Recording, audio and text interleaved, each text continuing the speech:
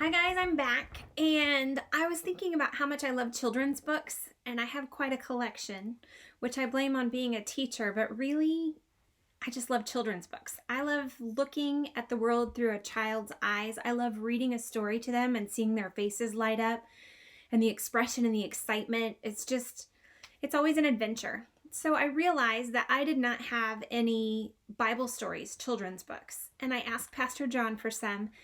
And he brought over a couple children's Bibles, and I started looking through them, and they are so cool.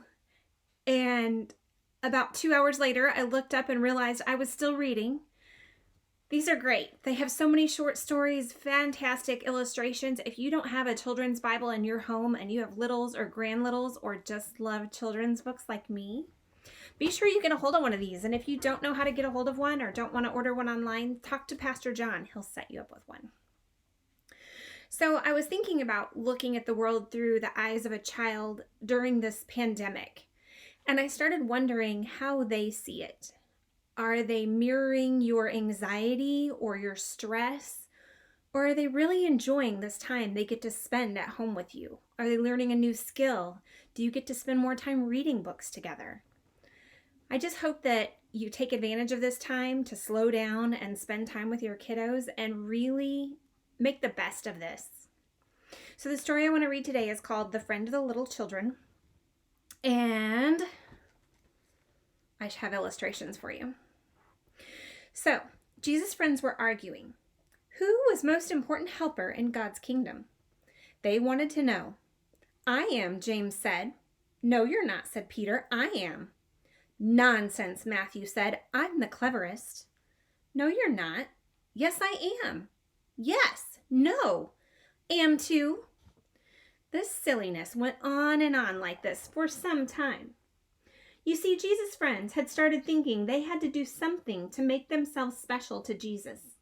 That if they were the cleverest or the nicest or something, Jesus would like them best. But they had forgotten something. Something God had been teaching his people all through the years, that no matter how clever you are, or how good you are, or how rich you are, or how nice you are, or how important you are, none of it makes any difference to God. Because God's love is a gift, and anyone will tell you the whole thing about a gift is it's free.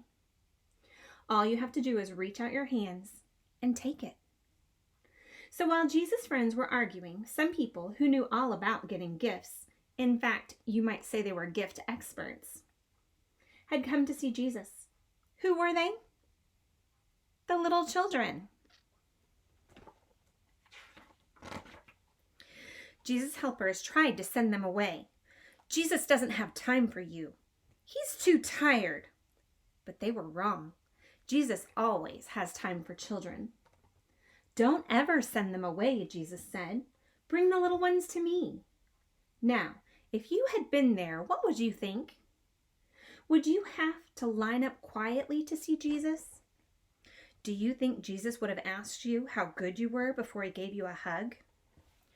Would you have to be on your best behavior, get dressed up, and not speak until you're spoken to?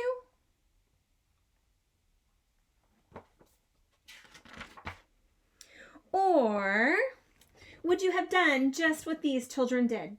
Run straight up to Jesus and let him pick you up in his arms and swing you and kiss you and hug you, and then sit on his lap and listen to stories and chat with him. You see, children loved Jesus, and they knew they didn't need to be anything special for Jesus to love them. All they needed to do was to run into his arms. And so that's just what they did. Well, after all the laughing and games, Jesus turned to his helpers and said, no matter how big you grow, never grow up so much that you lose your child's heart. Full of trust in God, be like these children. They are the most important in my kingdom. Keep your child's heart. Think of the world through a child's eyes right now, and keep that in mind through this whole pandemic, and enjoy time with your family. See you next time.